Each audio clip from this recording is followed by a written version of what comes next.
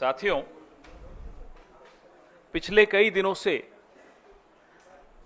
आप देख रहे हैं किस तरह का विमर्श हो रहा है। अभी थोड़ा शांति बनाएं प्लीज। युद्ध जब होता है या कॉन्फ्लिक्ट जब होता है तो युद्ध सिर्फ सीमाओं पर नहीं लड़ा जाता। सेनाएं बहादुरी से सीमाओं पर अपना काम मुस्तैदी से कर रही होती हैं। युद्ध में बहुत अहम भूमिका उन रणनीतिकारों की होती है जो राजधानी में बैठे होते हैं।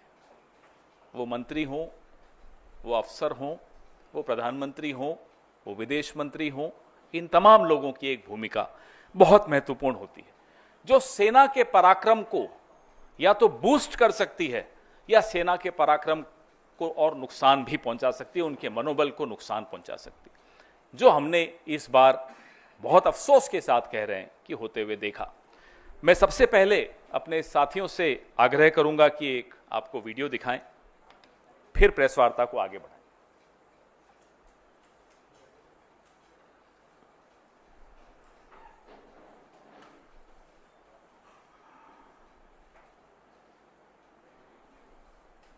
At the start of the operation, we had sent a message to Pakistan saying we are striking at terrorist infrastructure. We are not striking at the military. So the military has an option of standing out and not interfering in this process. They chose not to take that good advice. ये आपने देखा, हमारे नेता राहुल जी ने इस पे कुछ सवाल भी पूछे हैं, परसों पूछे, आज फिर कुछ सवाल पूछे। ये बहुत महत्वपूर्ण इसलिए हो जाता है कि पिछले पूरे एक हफ्ते में अमेरिकी राष्ट्रपति डोनाल्ड ट्रंप अलग अलग देशों में, जमीन पर, हवा में, हवाई जहाज में एक बात दोहराते रहे कि उन्होंने युद्ध रुकवाने में मध्यस्थता की। उन्होंने एक बहुत खौफनाक बात भी बोली कि उन्होंने भारत को व्यापार रोकने की धमकी देकर युद्ध रुकवाया। This is a very dangerous comment coming from the American President Donald Trump, that he threatened India, that he'll stop trade with India if the war doesn't stop. तो सिंदूर का सौदा होता रहा, प्रधानमंत्री चुप रहे। विदेश मंत्री के मुंह से एक शब्द नहीं निकल रहा, एक शब्द नहीं निकल रहा, दोनों के मुंह से नहीं निकल रहा। हमें नहीं मालूम कि ऐसी कौन सी सीक्रेट्स हैं, ऐसे कौन से रहस्य हैं मोदी जी के, जयशंकर जी के या भाजपा के और नेताओं के अमेरिका के पास, और मैं तो कहूंगा चीन के पास। न अमेरिका पे मुंह खुलता है, और चीन पर जब मुंह खुलता है तो सीधा क्लीन चिट देने के लिए खुलता है और मुंह ही नहीं खुलता। कारण क्या है? आपके जो रहस्य उनके पास होंगे, हमें कोई मतलब नहीं उससे, लेकिन देश को नुकसान क्यों पहुंच रहा है? पहलगाम का न्याय क्यों नहीं मिल पाएगा? इसलिए क्योंकि आप डरते हैं अमेरिका से, आप डरते हैं चीन से, आपका मुंह नहीं खुलता चीन के आगे। सबको मालूम है, पूरे देश को मालूम है, पूरे विश्व को मालूम है चीन की भूमिका क्या रही इस युद्ध में, और अमेरिका अपनी भूमिका खुद आगे बढ़ चढ़कर बता रहा है इस युद्ध को रोकने में, और जयशंकर जी का मुंह नहीं खुलता। ये क्या हो रहा है? इसलिए ये सवाल पूछने बहुत बहुत आवश्यक हैं। यह महत्वपूर्ण है कि डोनाल्ड ट्रंप क्या बोल रहे हैं, लेकिन बात सिर्फ डोनाल्ड ट्रंप की नहीं है। बात यह है जो अभी आपने वीडियो में देखा कि कैसे जयशंकर जी खुद प्रेस एजेंसीज को सामने बैठाकर और खुद बता रहे हैं कि हमने पाकिस्तान के आतंकी ठिकानों पर हमला करने से पहले पाकिस्तान को सूचित कर दिया था। अब ये सूचित करने का क्या मतलब होता है? इतना भरोसा है आपको आतंकियों पर कि आप सूचित कर देंगे और वो वहीं रहेंगे या वो चुपचाप बैठेंगे? ये भरोसा है आपको उन आतंकियों पे? रिश्ता क्या है आपका? कैसे आप बोल रहे हैं उनको? क्यों बताया आपने उनको? और इसको आप क्या कूटनीति कहेंगे? ये डिप्लोमेट रहे हुए हैं। आज जो देश के विदेश मंत्री हैं ये एक राजदूत रहे हुए हैं, आईएफएस ऑफिसर रहे हुए हैं। क्या इसको कूटनीति कहते हैं? माफ कीजिएगा, हमारी देहाती भाषा में इसको मुखबिरी कहते हैं। इसको कूटनीति नहीं कहते। ये मुखबिरी है, ये अपराध है, ये गद्दारी है। और उसके बाद लीपापोती पूरी कि मैंने ऐसा नहीं, अरे आपने तो खैर लीपापोती भी नहीं कि आपके विभाग से एक चिट्ठी आ गई कि ये ऐसा नहीं कहा। आपके मुंह से ये शब्द एक एक, यहां मीडिया कर्मी बैठा है, देश के हर नागरिक ने, विश्व के हर नागरिक ने देखा आपने क्या बोला कि हमने पाकिस्तान को बता दिया था कि हम सिर्फ आतंकी ठिकानों पर हमला करने जा रहे हैं। अब बताइए, मुखबिरी नहीं है तो क्या है? और मुखबिरी का इतिहास लंबा है, अभी उस पर भी आऊंगा मैं। अब हम यह जानना चाहते हैं, क्या इसी मुखबिरी की वजह से अजहर मसूद जिंदा भाग गया? क्या इसी मुखबिरी की वजह से हाफिज सईद भाग गया? यह हुआ क्या? क्या देश को यह जानने का हक नहीं है कि आपने पहले ही सूचित करके अजहर मसूद को बचाया? ये वही अजहर मसूद है जिसको पहले भी बचाया गया था। कंधार में जब IC 814 को हम छुड़वाने गए थे, तब इसी अजहर मसूद को हम जाकर उनको सुपुर्द करके आए थे। ये दूसरी बार बचाने की साजिश क्यों हो रही है? क्यों बचाया गया अजहर मसूद को? कारण बताइए। ये जो बयान है विदेश मंत्री का बहुत संवेदनशील है। आतंकी ठिकाने, इस बयान के बाद पाकिस्तान ने उन ठिकानों का क्या किया होगा, खाली किए होंगे, नहीं किए होंगे, ये तो अजहर मसूद जिंदा है उसी से मालूम पड़ जाता है। और कितने आतंकी जिंदा बच के भाग गए होंगे, ये चिंता और ये सवाल हम सबके मन में है। We are right in being concerned and being worried about the future, the safety of our country. If we have forewarned Pakistan, then obviously most of the terrorists like Azhar Masood, like Hafiz Saeed would have escaped. Why did we allow that? That's a question, that's a concern which every single Indian faces today. And the minister and the prime minister must open their mouth and come out clean.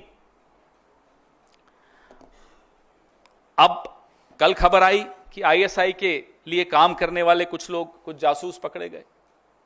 पहले भी खबर आई थी, DRDO का एक प्रदीप कुरुलकर संघ से बड़ा जुड़ा हुआ था, राष्ट्रीय स्वयंसेवक संघ से, पाकिस्तान को कुछ सूचनाएं गोपनीय देता था। क्या हुआ उसका? आपने उसके बाद सुना, हमने प्रेस वार्ताएं की, बार बार उस मुद्दे को उठाया। क्या हुई? लीपापोती हुई? हो क्या रहा है प्रदीप कुरुलकर का? तो आप बीच में कोई खबर आती है कि भाई ISI के लिए कोई ध्रुव सक्सेना काम करते हुए पकड़ा गया भारतीय जनता पार्टी का। फिर आता है प्रदीप कुरुलकर, DRDO के साइंटिस्ट हैं, संघ से बड़े जुड़े हुए हैं, पूरा दूसरी तीसरी पीढ़ी संघ के साथ जुड़ी हुई है। क्या हुआ उनका? ये है क्या? ये क्या मुखबिरी का इतिहास है? ये क्या रिश्ता है आपका पाकिस्तान के साथ? ये हमें जानना जरूरी है, देश को जानना जरूरी, क्योंकि आज आप तमाम संस्थाओं पे कब्जा किए बैठे हैं, इसलिए ये जानना जरूरी है। नरेंद्र मोदी जी जब मुख्यमंत्री थे गुजरात के, तो एक लाइन बड़ी अच्छी बोलते थे, जो आज के लिए बिल्कुल उपयुक्त है, कि समस्या बॉर्डर पे नहीं है, समस्या दिल्ली में है। उसी समस्या के बारे में आज हम आपसे चर्चा कर रहे हैं कि यह समस्या दिल्ली में है, जो पाकिस्तान को पहले ही सूचित कर देती है कि पाकिस्तान हम आ रहे हैं, थोड़ा देख लेना। दूसरा वीडियो चलाइए। हम पर बड़ा बोला जाता है कि अरे राहुल जी का बयान पाकिस्तान के टीवी पे चल रहा है, हमारी सहयोगी सुप्रिया जी के लिए आया पाकिस्तान चला रहा है, मेरे लिए आया पाकिस्तान के टीवी पे चल रहा है। अब मैं बताता हूं पाकिस्तान के टीवी पे क्या दिया कि हम मजबूर हैं, हमने ये करना है, मगर फिक्र की कोई बात नहीं है, हमारे इरादे को जंग के नहीं है। हाँ, मिलिट्री के आपका निशाना नहीं बनाएंगे। हम टेररिस्ट के 4-5 ठिकाने हैं, वहाँ एक एक ठा कर देंगे। हाँ। और आंख मारी के निकाल लो लोगों को वहां से। जी, बताने का तो यही बता, वहाँ तो यही तनकीद की जा रही है कि आपने तो अलर्ट कर दिया भाई। तो जाहिर है फिर वहां से अगर कोई था वहाँ, हाँ। बच्चे थे तो उनको निकालिए, फिर भी कुछ रह गए, फिर भी मारे गए, सिविलियंस मारे गए। तो इनका ये कहना है कि हमने तो आपको बता दिया था कि हम आ रहे हैं और आप, तो यार अगर सजा देनी थी तो ये ऐसे करते हैं। तो इसका कि ये पहले दिन से ये फरेब थे, ये सब एक ड्रामा था। ये अवाम को गुमराह कर रहे थे, अपनी अवाम को, और हमारे साथ जंग नहीं करना चाहते थे। अच्छा। अवाम को कह रहे थे हम इंतकाम करेंगे, हम जंग करेंगे, उनको सबक सिखाएंगे। की सबक है? तुसी पहले कहते हो असि आ रहे हो, हट जाओ, रुकते क्यों? एक ही गल हुई, यही किया ना जी। ये आप देख रहे हैं जयशंकर जी के चर्चे पाकिस्तान में टीवी पर चल रहे हैं और हंसी उड़ाई जा रही है हमारे मुल्क की। क्या बर्दाश्त करेंगे हम और आप? इस तरह से हमारे देश की 75 साल का एक बहुत मैं कहूंगा समृद्ध हमारी एक परंपराएं रही हैं, कन्वेंशंस रही हैं, एक रूल ऑफ लॉ है, डिप्लोमेसी है, सिद्धांतों पर हमारा देश चलता है। हम खुद कभी युद्ध नहीं करते, बिल्कुल सही बात है। हम सिर्फ रिटेलिएशन करते हैं, अपने इंटरेस्ट का प्रोटेक्शन करते हैं, हम अपने हितों को की रक्षा करते हैं। और उसके बाद जयशंकर इस तरह का बयान दें जो पाकिस्तान में और पूरे देश में, पूरे विश्व में हमारी हंसी उड़ रही है। इसलिए राहुल गांधी बार बार कह रहे हैं कि आप जवाब दीजिए इस फोरवार्निंग से, ये जो आपने पहले ही पाकिस्तान को बता दिया, इससे देश को क्या नुकसान हुआ। यह हमारा लिए जानना बहुत जरूरी है। देश के कितने हवाई जहाज गिरे, देश को क्या नुकसान हुआ और कितने आतंकी बच के भाग गए, यह जानना हम सब के लिए बहुत जरूरी है। आप देश हित के मुद्दों पर ओछी राजनीति करते रहे जो पिछले 2-3 दिन से हो रही है, और आप सोचें कि विपक्ष चुप रहेगा। आप सोचें कि विपक्ष इतने जो संवेदनशील सवाल हैं, जो देश की गोपनीयता और सुरक्षा से जुड़े हुए हैं, देश के लॉन्ग टर्म इंटरेस्ट से जुड़े हुए हैं, देश के हितों से जुड़े हुए हैं, उस पर हम सवाल नहीं पूछेंगे तो आने वाली पीढ़ी हमको जवाब मांगेगी हमसे कि आप विपक्ष में थे, आप क्यों नहीं बोले। आपका तो जो करेगी आने वाली पीढ़ी वो आप देख ही लेंगे। हम ये सवाल पूछेंगे, आप हमारा मुंह नहीं बंद कर सकते। और अगर हम नहीं पूछेंगे तो पहलगाम, पुलवामा, इस तरह की घटनाएं होती रहेंगी, क्योंकि आप तो नाकारा निकले। इस तरह के काम करते हैं आप। तो ये कांड है, काम नहीं है। और ये कोई आज की बात नहीं है। मैं थोड़ा इतिहास में जरूर जाऊंगा, बहुत महत्वपूर्ण अध्याय है इतिहास का। मोरारजी देसाई, जनसंघ, जनता पार्टी सब मिलकर एक प्रधानमंत्री बनाया मोरारजी देसाई। मोरारजी देसाई ने, और ये रिकॉर्डेड हिस्ट्री है, कोई हवाबाजी व्हाट्सएप यूनिवर्सिटी और ये आईटी वाली ट्रोल नहीं है, रिकॉर्डेड हिस्ट्री है। मोरारजी देसाई ने फोन उठाकर जनरल जियाउल हक को कहा कि हमें राव वालों ने बताया है काहुता में आपका न्यूक्लियर क्या तैयारी चल रही है। पूरे डिटेल रॉ के हमारे जो इंफ्रास्ट्रक्चर था पाकिस्तान में, जो हमारे कैंप्स, वो सारा बता दिया उनको। कुछ हफ्तों में, हफ्ते भी नहीं, कुछ दिनों में हमने इतने रॉ के लोग गंवा दिए वहां, उनको पाकिस्तान ने गायब कर दिया, मार दिया, क्या किया हमें नहीं मालूम। और जो दशकों की मेहनत थी रॉ की, वो मोरारजी देसाई के जियाउल हक को एक फोन कॉल में खत्म कर दी। इसीलिए कहता हूं मुखबिरी का इतिहास है। और ये मोरारजी देसाई हैं। जैसा देश में हमारे भारत रत्न होता है ना, पाकिस्तान में निशाने पाकिस्तान होता है। मोरारजी देसाई को पाकिस्तान ने निशाने पाकिस्तान से नवाजा। हम चुप रहते हैं, इसका मतलब नहीं कि हम ये सब पीड़ा हम सब ने झेली नहीं, इस देश ने नहीं झेली। आज भी कीमत अदा कर रहे हैं मोरारजी देसाई के इस अपराध का, पाप का। ये पाप की श्रेणी में आता है जो मोरारजी देसाई ने किया, और ये पाप की श्रेणी में आता है जो एस जयशंकर ने किया, और ये पाप की श्रेणी में आता है जो प्रधानमंत्री की चुप्पी है, जो जयशंकर की चुप्पी है चीन और अमेरिका को लेकर। इससे बड़ा पाप इस देश में किसी सरकार ने, किसी विदेश मंत्री ने, किसी प्रधानमंत्री ने नहीं किया, जो मोरारजी देसाई ने किया, जो नरेंद्र मोदी ने किया, और जो एस जयशंकर अभी कर रहे हैं इस देश के साथ। यह गुस्सा हम सबके दिलों में है, क्योंकि हमारे सैनिक पूरा पराक्रम दिखाकर पाकिस्तान को घुटनों पर ले आते हैं, और अचानक डोनाल्ड ट्रंप आते हैं और कहते हैं सीज फायर मैंने करवाया। टेलीविजन चैनल्स हम सबको में जोश भरते हैं कि इस्लामाबाद कब्जे में आ रहा है, कराची पे हमला हो गया है। बीच में डोनाल्ड ट्रंप आते हैं, बैठ जाइए, हो गया सीज फायर, और मोदी चुप। सिंदूर से सौदा मंजूर नहीं है, देश के प्रति गद्दारी मंजूर नहीं है। वो कोई हो, किसी भी पद पर बैठा हो, देश के प्रति गद्दारी अगर करेगा तो हम सवाल पूछेंगे और जनता उसको जवाब देगी। आपके सवाल।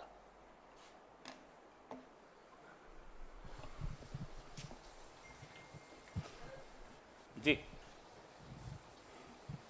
सर, आज बैठक है स्टैंडिंग कमेटी की एक्सटर्नल अफेयर्स की, और विदेश सचिव को बुलाया भी गया है, आपके भी मेंबर्स उसमें हैं, तो क्या आपको लगता है इस मसले पर भी चर्चा होनी चाहिए? कम से कम स्टैंडिंग कमेटी को पता होना चाहिए। अगर आप बात कर रहे हैं तो होना तो बहुत कुछ चाहिए मौसमी जी। होना तो ये चाहिए कि प्रधानमंत्री ऑल पार्टी मीटिंग्स में खुद आए, नहीं हुआ। होना तो यह चाहिए कि जिस तरह से पंडित जवाहरलाल नेहरू ने अटल बिहारी वाजपेयी की मांग पर भारत चीन युद्ध के बीच में विशेष सत्र संसद का बुलाया और चर्चा की, हमने मांग की नरेंद्र मोदी जी से कि एक विशेष सत्र संसद का बुलाइए, होना तो वो भी चाहिए था, नहीं हुआ। इस सरकार में क्या होना चाहिए और क्या होता है में बहुत अंतर होता है। तो इसलिए हमें अब इस पर टिप्पणी करना कोई उचित नहीं होगा कि क्या होना चाहिए। पूरा देश जानता है कि क्या होना चाहिए। पूरा देश यह भी जानता है कि इस तरह से डोनाल्ड ट्रंप आकर बोले कि मैंने सीज फायर करवाया और धमकी देकर करवाया, यह भी नहीं होना चाहिए था। सिंदूर का सौदा भी नहीं होना चाहिए था, बहुत कुछ नहीं होना चाहिए था, लेकिन हो रहा है। होना यह भी नहीं चाहिए था कि एस जयशंकर पाकिस्तान को पहले ही चेतावनी दे दें, वो भी हुआ। होना यह भी नहीं चाहिए था कि चीन और अमेरिका पर प्रधानमंत्री और विदेश मंत्री का मुंह चुप हो जाए, बंद हो जाए, मुंह से आवाज नहीं निकल रही हो, वो भी आपके सामने हो रहा है।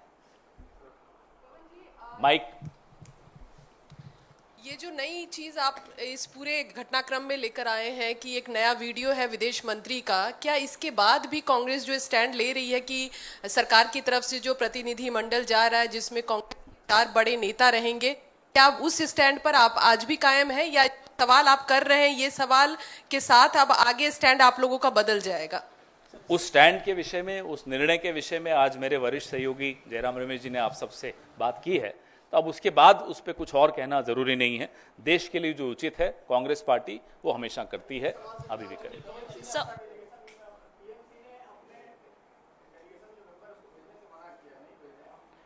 कांग्रेस पार्टी ने अपना जो स्टैंड है अभी कुछ देर पहले जयराम रमेश जी ने स्पष्ट कर दिया है।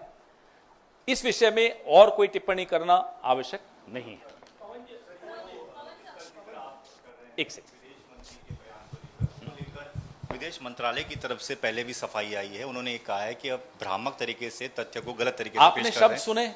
नहीं सर, उसमें एक चीज उन्होंने ये कही है, उसमें ये कहा है कि विदेश मंत्री का जो बयान है वो उसके बाद जब ये ऑपरेशन सिंदूर हो गया और ये कहा गया कि किसी सैन्य ठिकाने को निशाना नहीं बनाया गया, ये जानकारी पाकिस्तान एट को द दी गई। स्टार्ट का हिंदी अनुवाद कोई और कर ले, मैंने तो करके देख लिया, कईयों से करवाया जिनको हिंदी और इंग्लिश दोनों आती है, मुझे भी थोड़ी बहुत आती है दोनों भाषाएं। एट द स्टार्ट का मतलब आप मुझे समझाइए। At the start, Raman ji आप बता दीजिए, कोई तो बताओ, आप तो हिंदी भी अच्छी जानते हैं सब। एट द स्टार्ट का मतलब क्या होता है? हमें मूर्ख बनाते हो, देश को मूर्ख बनाते हो, खुद बोलते हो और उसका नतीजा भी सबको दिखता है। तो अब जब विपक्ष सवाल पूछ रहा है तो हमें अंग्रेजी हिंदी सिखाने लगे हो, यह क्या मतलब है? हमें अभी कोई पूछ रहा था कि भाई डोनाल्ड ट्रंप तो दोस्त हैं मोदी जी के, 6 महीने हो गए राष्ट्रपति बने हुए, भारत में अमेरिका का कोई राजदूत नहीं बना। हमने कहा है ना, जयशंकर जी बैठे तो हैं जी। Mic. Sir, this is a question related to, BJP has again racked up this issue of Congress office in Turkey. So, one is that. Another thing is, the moment Rahul Gandhi issued this statement, basically about this External Affairs Minister S. Jaishankar saying this, we informed Pakistan at the start of this war and all. So, moments after it, PIB issued a fact check that terming it a fake basically. They said it's a fake. So are they saying that Mr. Jaishankar is fake? That we don't have an EAM called Jaishankar? When you can see what he said to ANI, PTI, a lot of agencies were there when he said that. Everybody heard that. There was a transcript of what he said which was released. Everything is fake? Well, we are happy to believe and agree with them that, well, it's a fake EAM who can't protect and uphold the interests of our country.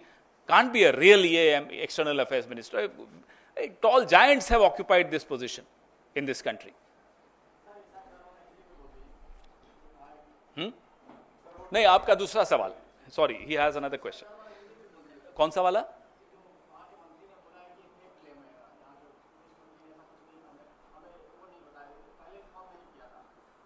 नहीं, पहले इनका जवाब दूं फिर आप सवाल पूछिएगा। सो the BJP, friends of BJP, overseas friends of BJP, has setups in over 25 countries. They go and campaign amongst the NRIs of Turkey, Malaysia, Canada, several countries. What does it mean?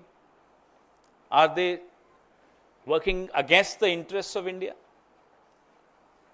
Overseas setups of any party, any national party, are there to target the diaspora. There are times when they are also used to do track 2, track 3. BJP can do it. They did it in 2014. So that is forgiven. But because the Congress is doing it, that's not, it's wrong. The BJP and RSS can go to China when Mr. Gadkari was the president of the BJP. And Ram Madhav used to take delegations to China to do some training sessions from CCP, the Communist Party of China. What training did you want from Communist Party of China? That's forgiven. So, the BJP should not open its mouth. That will be the best service to the nation. But if they open their mouth, they should first read their own history. Before they became BJP, what was their history? Before they became Jansangh, what was their history? Before they became Hindu Mahasabha, what was their history? And what are they doing today? They will never open their mouth against the Congress.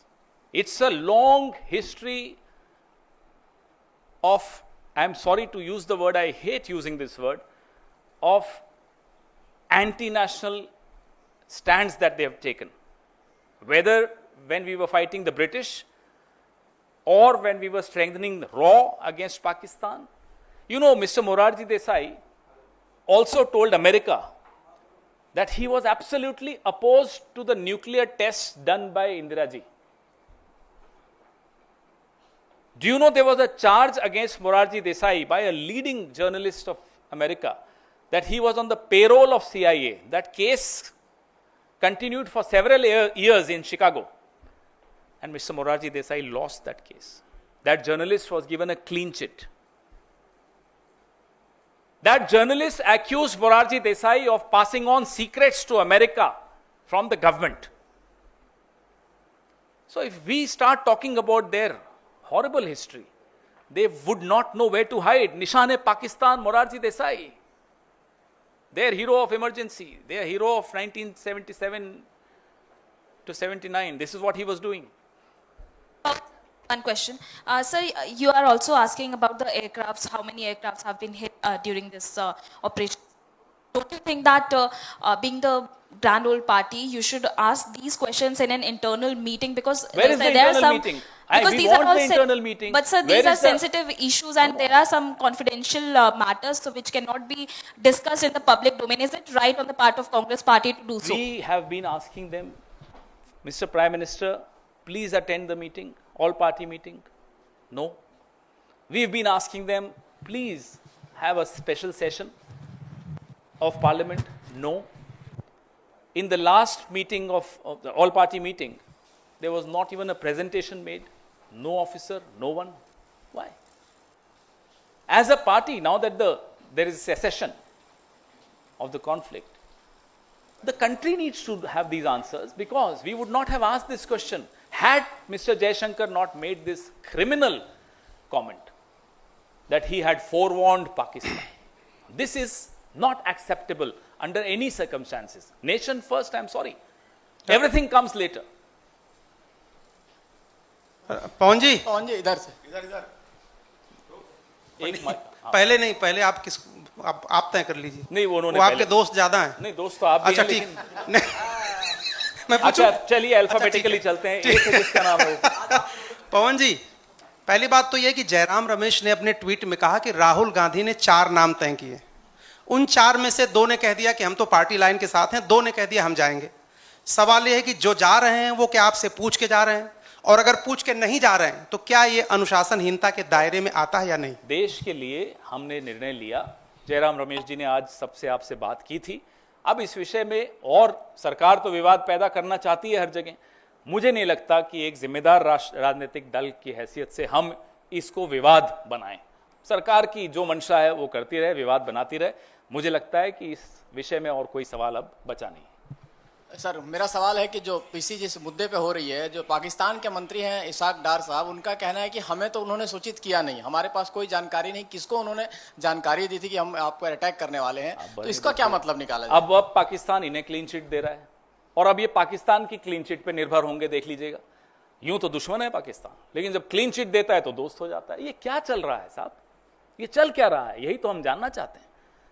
Pakistan के channels पे जरा कांग्रेस के किसी leader का नाम आ जाए तो उछल कूद पूरे आपके यहां शाम को प्राइम टाइम पे सब उछल रहे होते हैं। नहीं हंसो मत, उछल ही रहे होते हैं सब। देखिए पाकिस्तान के टीवी पर कांग्रेस के नेताओं का बयान, अब देखिए पाकिस्तान के टीवी पर एस जयशंकर का बयान। उछलेंगे आज टीवी पर, होगा प्राइम टाइम डिबेट, बताइए। पवन जी Mike, this side. Sir, Shashi Tharoor told that openly that Rashtra is a first, nation is a first. For all of us it is. For all Shashi of us Tharoor it is. told I think about this issue is closed now. Let's not revisit the issue.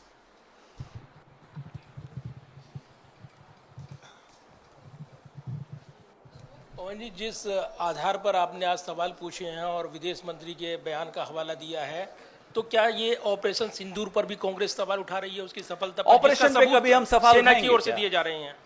सेना ने जितनी बहादुरी से काम किया, पाकिस्तान घुटनों पर आ गया। लेकिन जो यहां हमारा राजनीतिक नेतृत्व बैठा है, वो माफ कीजिएगा, डोनाल्ड ट्रंप के आगे घुटनों पर है, चीन के आगे घुटनों पर है। ये बर्दाश्त नहीं होगा। सेना का मनोबल मत गिराइए। ये हम बार बार जयशंकर से भी कहते हैं, बार बार नरेंद्र मोदी जी से भी कहते हैं।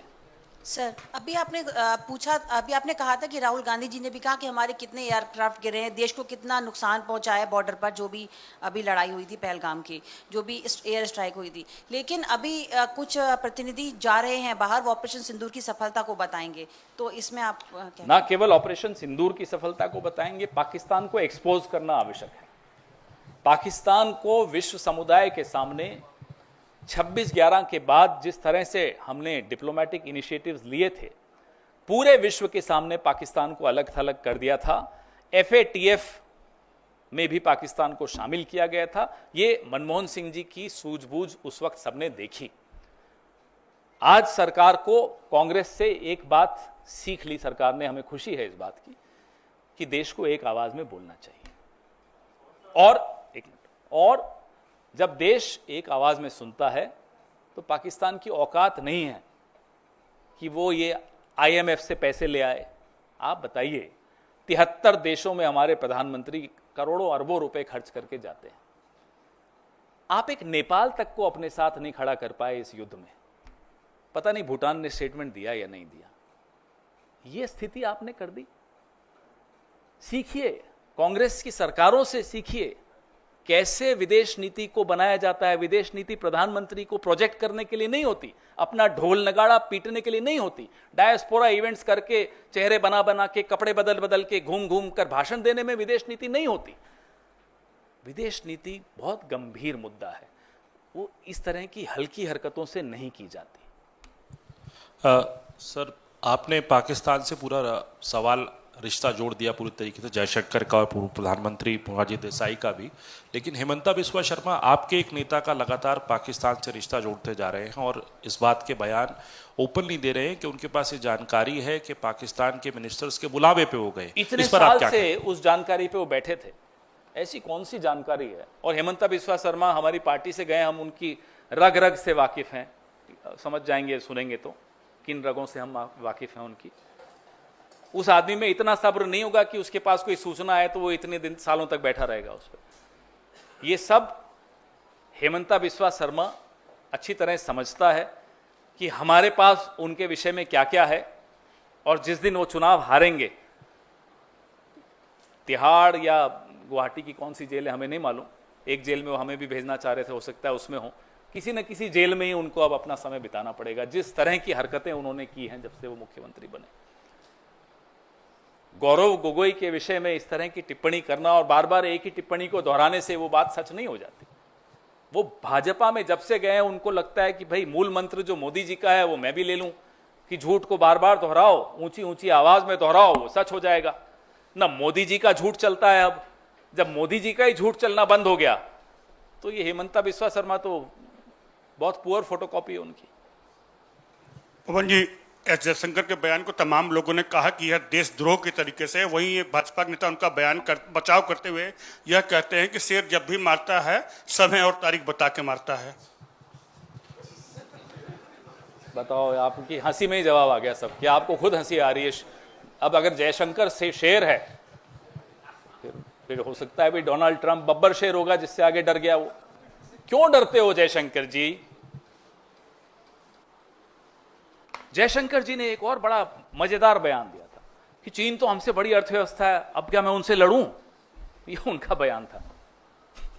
कहा था या नहीं, आपने याद है आपको? तो प्रधानमंत्री क्लीन चिट देते हैं चीन को, जयशंकर कहते हैं चीन हमसे बड़ा है, हम तो नहीं लड़ सकते। अरे 7वां बेड़ा जिस देश ने भेजा था वो भी हमसे बड़ा था, अमेरिका। और 1971 में भारत इतना समृद्ध नहीं था जितना आज है, जितना इस सदी में हुआ है। तब भी हमारे में इतनी ताकत थी कि हमने अमेरिका की भी बात अनसुनी की और अपना काम हासिल किया। जयशंकर जी को कहिए जरा पढ़ लें, तब भी शायद ये सर्विस में रहे होंगे। क्या माहौल बना, अपने आप को शेर खिलाने की बड़ी सबकी बीमारी लग गई है। मोदी जी भी देखो, मैं मगरमच्छ पकड़ लिया बचपन में, और अभी डोनाल्ड ट्रंप के आगे मुंह नहीं खुलता। अरे जो बचपन में मगरमच्छ पकड़ा था, तो अभी डोनाल्ड ट्रंप से तो कुछ जवाब तो दे दो। ये अपने बारे में भ्रांतियां फैलाने का बड़ा शौक होता है। ये सब हिंदी पिक्चरें देख देख कर शायद बड़े हुए हैं। Sir, Ashoka University Associate Professor, Professor Ali Khan Mahmoodabad has been arrested by the Haryana police. 2 FIRs have been slapped on him. He's approached the Supreme Court.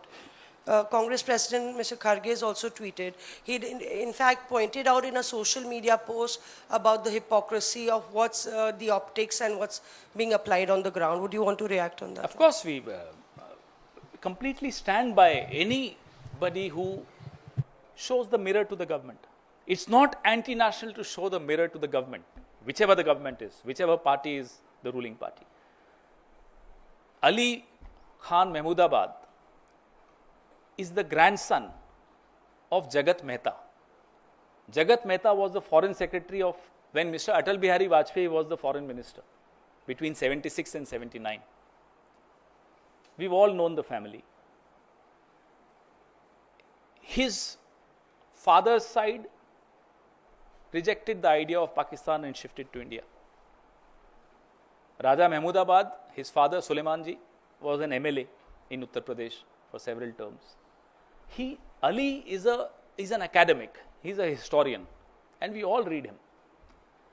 And he's a brilliant academic, there's no doubt about it. What he's questioned the government is on the double standards. On the one hand, your leaders go around town seeing the name boards of shops. There should not be a Muslim name. Remove all the boards. Have names. There are lynchings. There is an economic boycott being asked for of Muslim traders. On the other hand, then you show Colonel Sophia Qureshi. Colonel Sophia Qureshi is the normal in this country. It's not something for BJP, it may be something rare. This is this country's DNA. But the BJP's DNA is what Mr. Ali Khan Mahmoodabad exposed, and exposed very wisely. Nothing wrong in what he did. We've all been exposing the government, we've all been questioning the government on these double standards. When the Prime Minister says कि कपड़े देख के पहचान लेते हैं, and their own minister, the kind of remarks he made on Colonel Sophia Qureshi, that's the real BJP for you. The other deputy chief minister, the kind of remarks they made on the army, that's the real BJP for you. And Colonel Sophia Qureshi is the real India for you. So it's the real India versus the real BJP. Believe me, the real India will win and the real BJP will lose.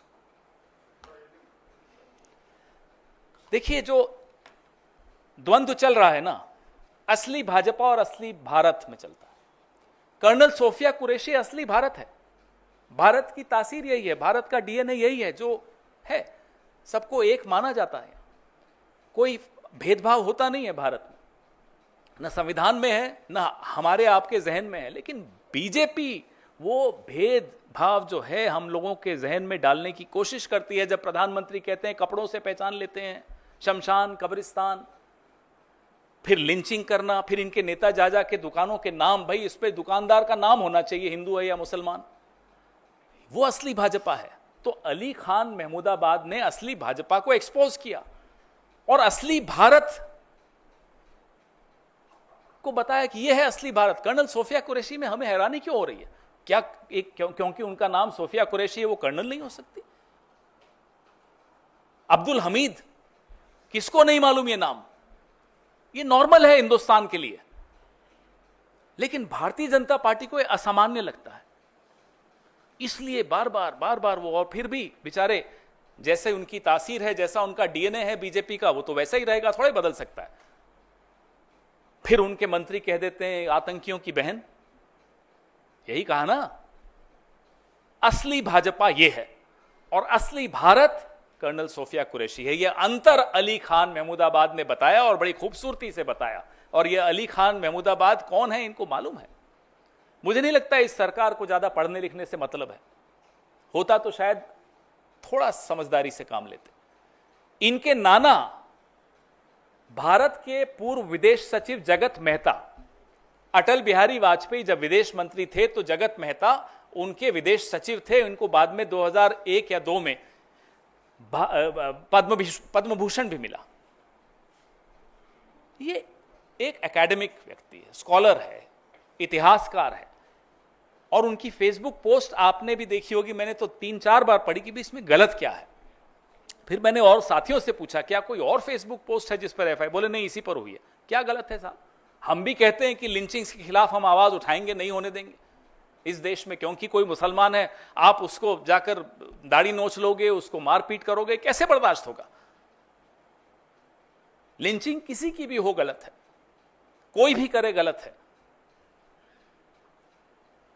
तो ये आवाज उठाना मुझे लगता नहीं है कि गलत था, बहुत सही था, हम उनके साथ हैं। कौन बोल रहा है? Sir, US, you have referred to President Trump's various remarks on the ceasefire. So, do you think that there is any point in sending a delegation to US, and will they be successful in turning around the US opinion? Well, the idea is to expose Pakistan in the global community. I mean, we were shocked. We in the Congress were shocked. I think every single Indian was shocked that in the middle of the conflict, the IMF releases the funds to Pakistan. How is it allowed? Where is our foreign policy? Then they started lying that a no vote is not allowed. That's absolutely incorrect. There have been several instances where no vote was cast by us also.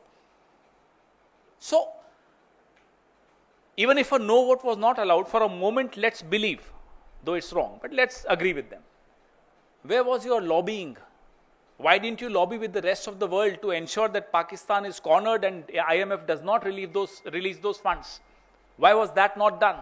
So it's important to expose Pakistan in the eyes of the world. I think that answers your question.